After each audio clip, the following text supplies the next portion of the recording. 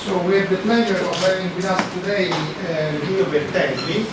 He originally studied in Venice literature and language, of course Japanese language. He then got the master and PhD from Osaka Gaidai. Yes, foreign languages. So now he's associate professor in Osaka University of Italian language and culture. Yeah. So today he will discuss about the first interaction between Italy and Japan, mostly related to the first diplomatic relation and the problem of the silkworm and how the trading started from this. So, okay, thank you. Go full screen. Yes, okay.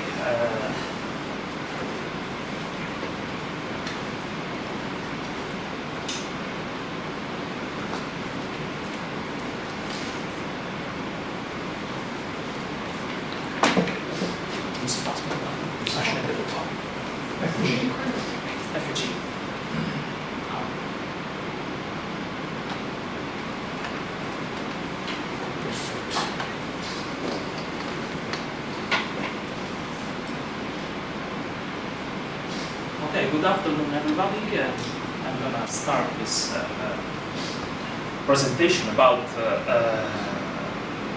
a very small field of research, because what I'm studying is like a very short period of time, from 1860 to about 1880, 20 years.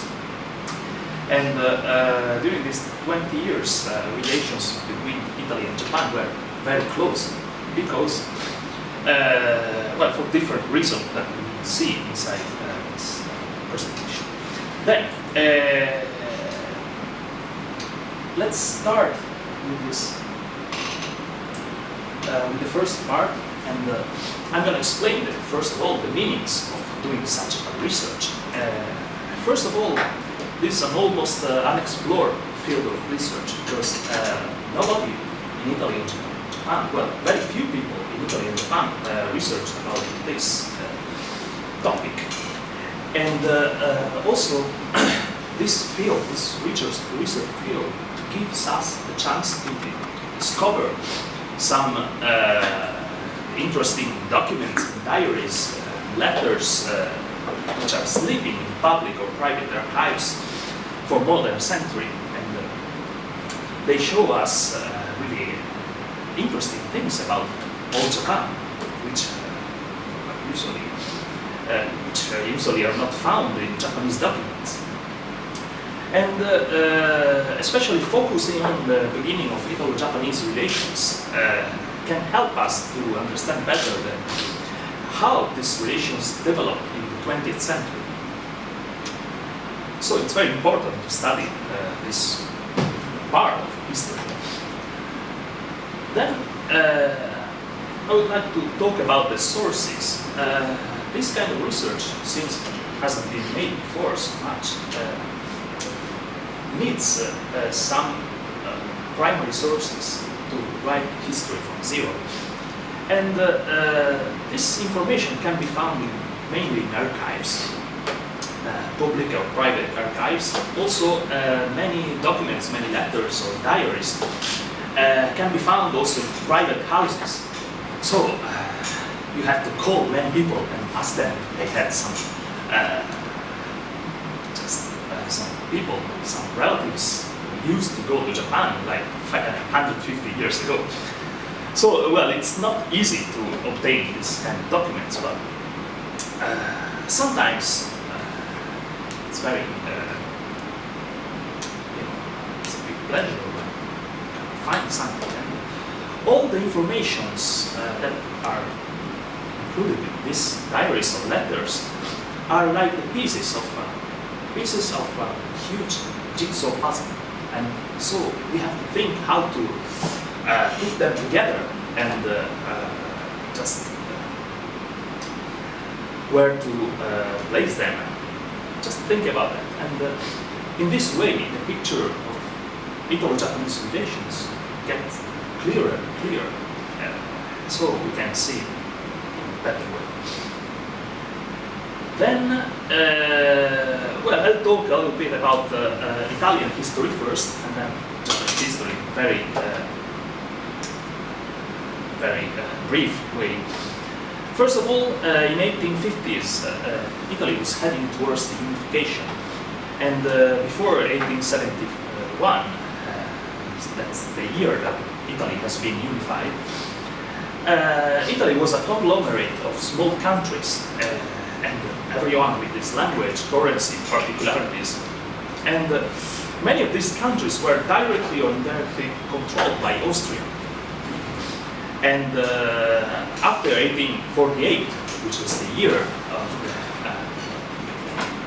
the first independence war of Italy, the new Italian kingdom, which is a constitutional monarchy, slowly took shape in the 50s mainly, around the kingdom of Sardinia, which was the only kingdom in the Italian peninsula who had a constitution, actually.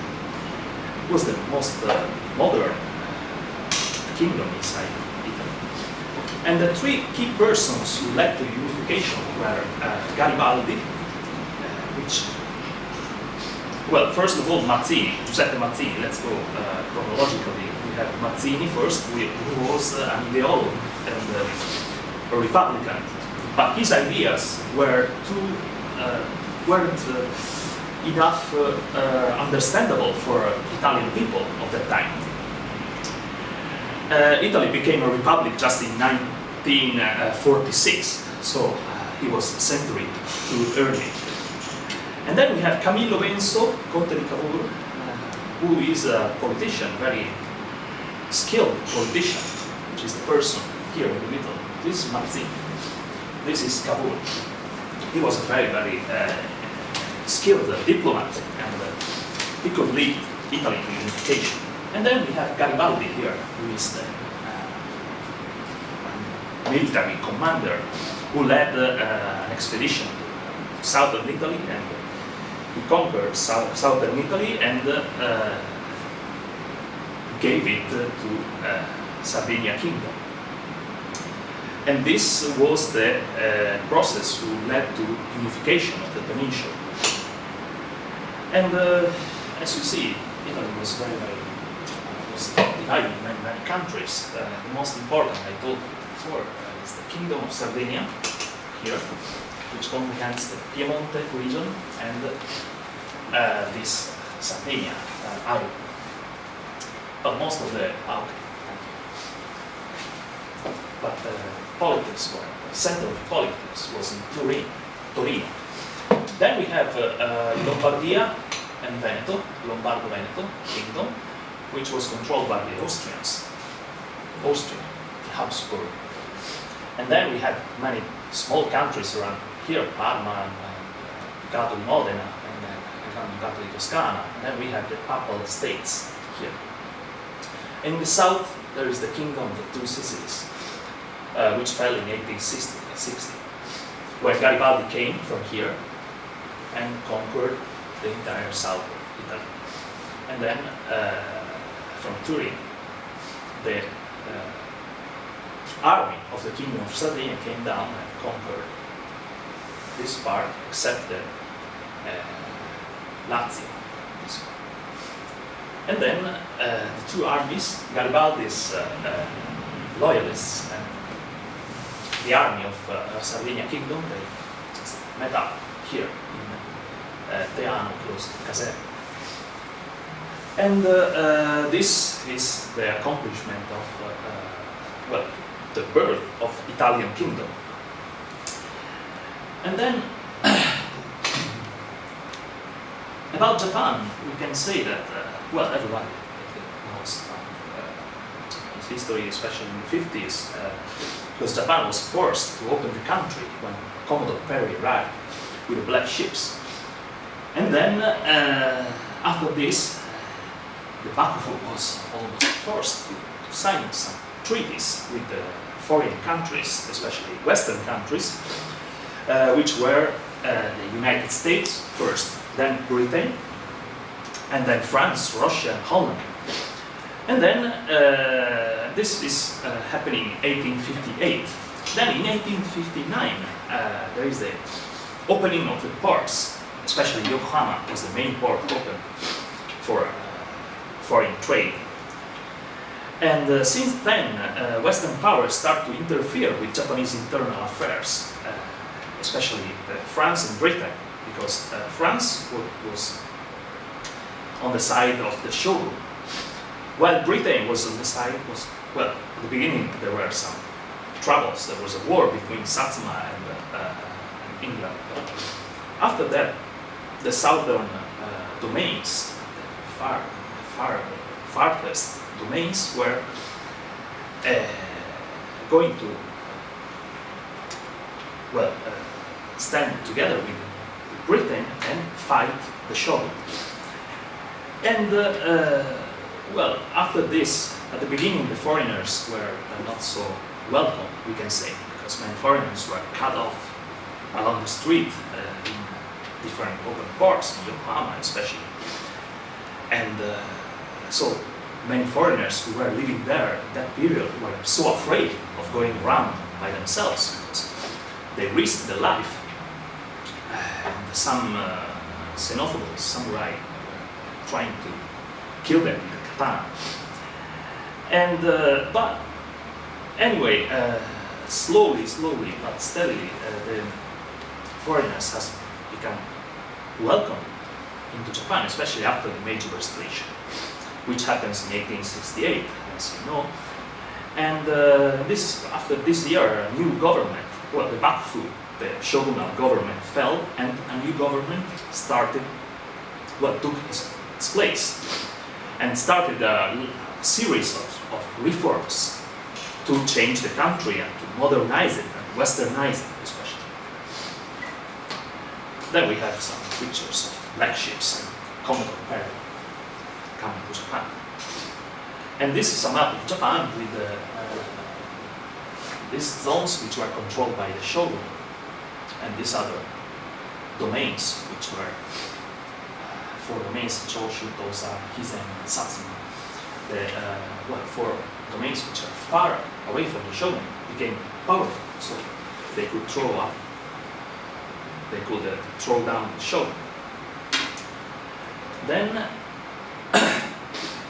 we can start talking about totally different topic, but an epidemic which struck in Europe, the silk industry. And this epidemic it's called Pebrine, and it's linked to Italo-Japanese relations because it's a silkworm disease, and now we'll see how it's linked to the Italo-Japanese history. And Pebrine is a silkworm disease which is even nowadays uncurable. It's impossible to cure it. And it's caused by a microorganism called Nosema witches, and it's small microorganism which infects the larvae of silkworms, the eggs especially. And a silkworm larva which is affected by Pebrine shows very small and dark brown dots on its body and cannot grow normally, and the ability to produce silk, raw silk, is heavily reduced, mainly from 50 to 80%, but usually it dies as a larva, so it's a very, very heavy disease for silkworms. They cannot produce silk anymore. And this is a picture of a silkworm affected by Pebrine. It shows like very small dots all over the body. And this epidemic started to appear around the second half of the 1840s in southern France. And by the second half of the 50s, most of Italian silkworm farms were infected. And it was a big trouble because both France and Italy were supported. Well, the economy of France and Italy was supported by this industry, silk industry. They were exporting raw silk to be worked in British factories, French factories too. So this was a big trouble, struck a fatal blow to Italian economy.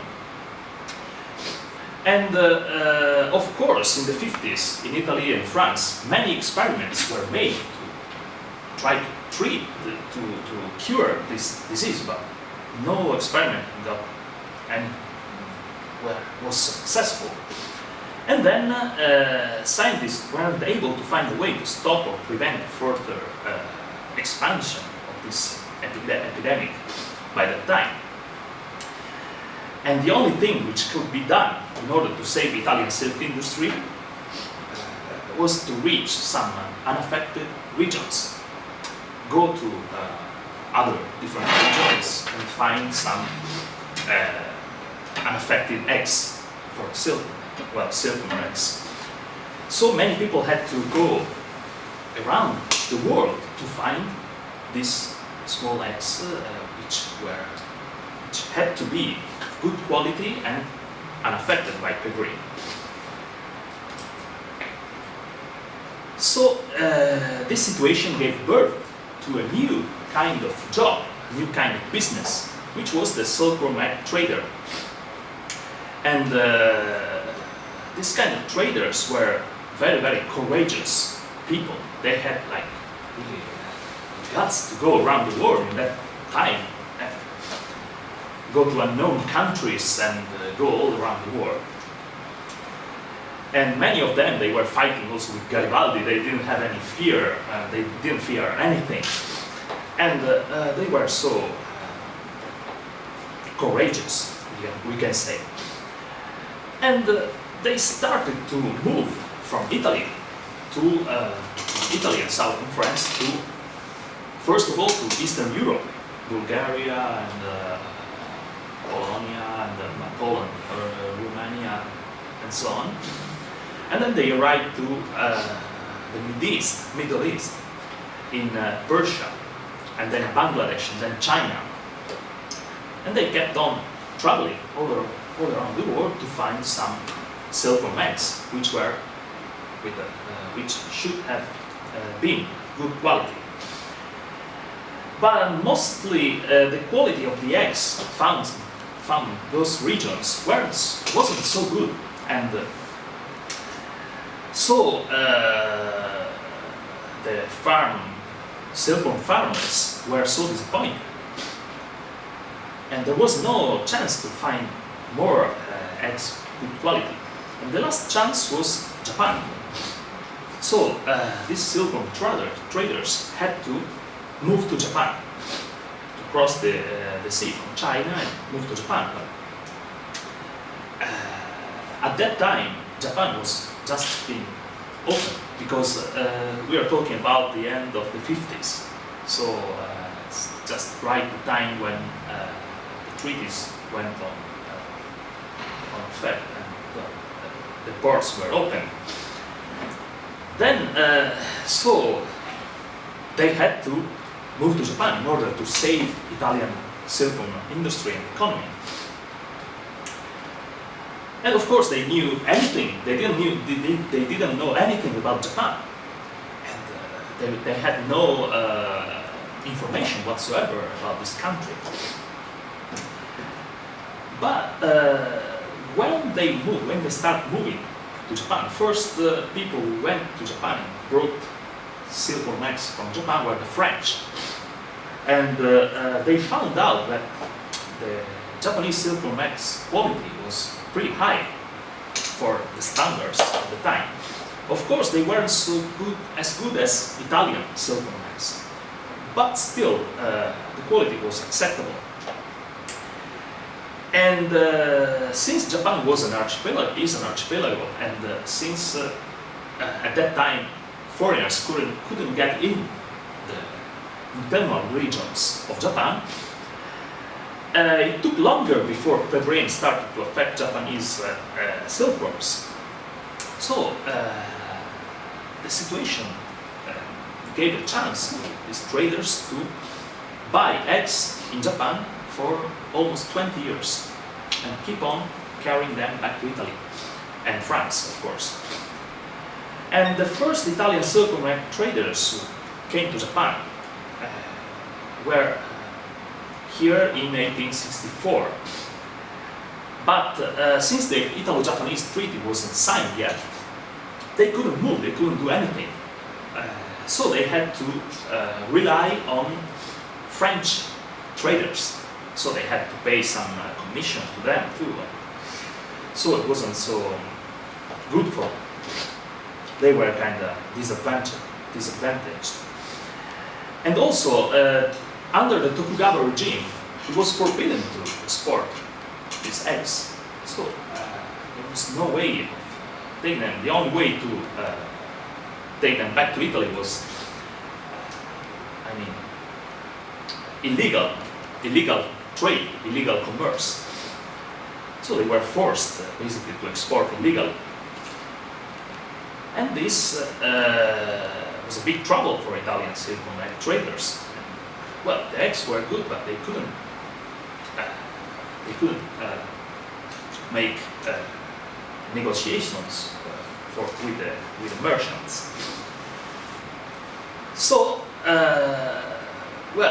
for the first year, it was very difficult for them to make this kind of trade. But still, that was the last chance for them, so they had to do it. And they had to bring back these eggs from Japan to Italy. And this part of their job was the most difficult, because to bring back safely the egg cartons to Italy, they had to adopt some proper methods of storage. They had to keep them stored in a certain way. And they were traveling by ship, by boat, from Italy to Japan. And before the Suez Channel was open, it took about 2 months to go from Italy to Japan by boat. Then after the opening of the Suez Channel, it took 1.5 months. But the problem was that the ship was forced to pass through tropical areas. So it was very dangerous for the eggs, because they could hatch because of high temperatures. And this would mean a huge loss of money for the silkworm traders, and of course for the people who gave them money, because the silkworm traders, before leaving to Japan, they had to collect money from the silk farmers in Italy, different regions, different places, and then carrying this huge amount of money to Japan, and then use this money to buy eggs, of course. So, there was a lot of money which was given to just one person to do this mission, to do this job. And if he made any mistake, he would have to pay everything. And then there was another problem, one more problem. There were counterfeit egg cartons on the Italian market too, because these cartons, a carton is such a thing. You can see it. Well, these are original silkworm-egg cartons. If you want, you can see them. And they were like this paper. This is the paper. cover, or? Yeah, this is just the cover. Of the box. Like. Yeah. No, it's not the box, just one carton where the moths, they drop the eggs. Cool. And then, after you bring back to Italy, you just put the eggs down and lay them on a different place. But this is the carton which was exported. Like they used to export tens of thousands of these cartons, and every carton had some special mark from the maker and the exporter too. And these were original Japanese cartons, of course, but in Italy there were some counterfeit cartons. They used to make some, how can I say, just Fake copy kanji. the kanji, yeah, make some fake kanji and try to, how can I say, to sell them for a lot of money, because these cartons were very expensive to sell them on the Italian market. Because if you count all the risks that the traders had to bear, they were really expensive. So, to solve this problem, the silkworm-egg traders had to put a stamp on every single carton. And then also the diplomats, the Italian diplomats, had to do the same thing. They had to put a stamp with a date, just to, double check the carton, because it was easy to be to make some fake cartons. They just copied them. So there were like also tens of thousands of these cartons which were counterfeit. They were completely fake, and this was a big problem for many silk farmers. And then the solution, the main solution to Pebrine, came from the famous scientist Louis Pasteur, a French scientist, in 1869. And after years of research and failed attempts to cure, to defeat Pebrine, well, they were trying to make some, how do you say, well, some elixirs to some, miracle elixirs to defeat this disease. And but of course it didn't work. So many silk farmers were disappointed. They couldn't believe in new ways of controlling this disease. But Pasteur in 1869 found a very simple method to prevent the disease, not to cure it, because it's still incurable, but to prevent it, which was the observing at the microscope. He used a microscope to check the body fluids of the moth, which passed the disease to the eggs. And in this way, he could check the presence of these microorganisms that were causing this disease.